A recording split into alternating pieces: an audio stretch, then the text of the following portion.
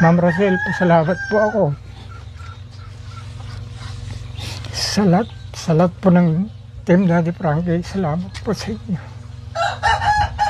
Hindi ko talaga maiwasan umiiyak sa ganito sitwasyon. Kahit man lang sa pasasalamat sa sa puso ko talaga yan. Hindi yung parang nagpapagito lang. Galit talaga sa akin. Sarili yan. Isipin mo, tay. Kaya ito siguro mong pahirap sa akin sakit kong ito dahil sa ganitong pag-iisip ko. Iwasan mo na yun, tay. Magaling ka na, tay. Positive lang, tay. Magaling ka na. Magaling ka na, tay. Huwag mo na isipin yan. Iwasan mo na yung mga isip-isip na yun. Oo. Kailangan positive lang. Kasi kung nag-iisip ka pa ng ganyan, tay, lalong humihina ka eh. Tinatalo yung kaisipan mo. Gusto ko rin iwasan pero papasok pa rin. Hindi ko maano.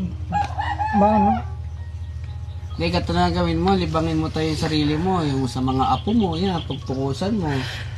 Tapos dito sa bahay, gawin mong busy yung araw-araw mo para hindi mo siya maisip. Diba? Siyempre, isipin mo rin yung mga anak mo. Yan, sinatid lang. Kailangan ka pa nila, kaya kailangan maging malakas ka. Ikaw yung lakas nila, tay. Oo. Sabi nila sa akin pero minsan okay naman ako sa kanila yung sinasabi pero minsan natatalo eh. Hindi yan, positive lang, tay. Kaya yan. Natatalo ako eh. Kaya nandito kami, hindi ka namin iiwan. Ikaiwan ni Daddy Frankie, tay. Oo. Suportahan ka namin. Si Dangdang, oh. Di ba? Di ba, Dang? Alagaan mo ang tatay mo, ha, Dang? Alagaan mo ang tatay mo.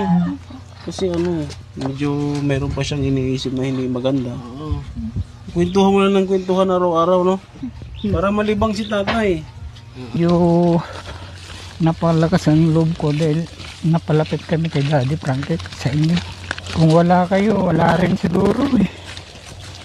Baka dito lang kami na nag-aantay na ng kamatayan. Pero si Dangdang, tay, okay naman, di ba? Medyo okay na yung pakiramdam na, di ba? Opo.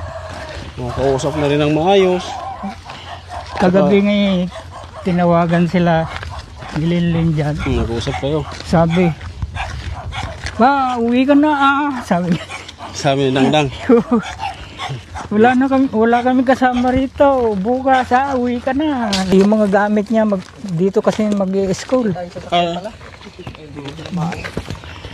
Ayaw na pag-schoolin doon sa Maynila kasi medyo may pagkabarumbado daw yun. Alin yung dalawa? Yung kambal? Hindi, yung binata na dyan. Ay, medyo kulot ng buhok. Oo.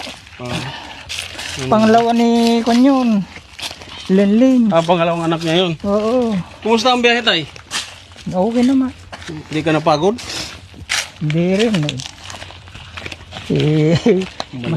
Masaya. Malayo. Masaya kayong kasama sa biyahe. Ganun. Alam mo na yung result mo sa'yo, tay. Sinabi na ng doktor sa'yo, naiintindihan mo? Oo, wala pa yung... Hindi, yung sinabi kahapon. Ay, oo. So, okay ka na, huwag ka na mag-alala kasi wala na yung ubo mo eh. Oo nga eh. Di ba?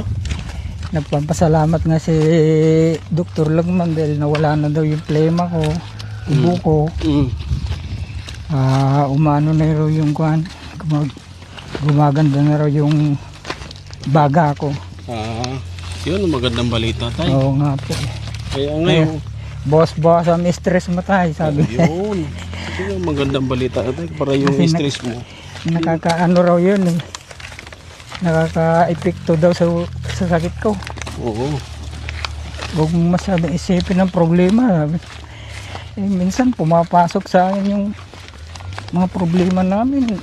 Wala na eh. Oo. Yan ang iwasan mo ngayon tayo. Natalo na yung kaisipan ko. Doon sa problema mo. Oo. Biro mo, mula nung namatay na asawa ko. Kay Dangdang. Kay Laika. Tapos ako naman. Ganyan lang talaga tayo, mga pagsubok lang yan. Hindi ka bibigyan ng problema tayo kung hindi mo kaya.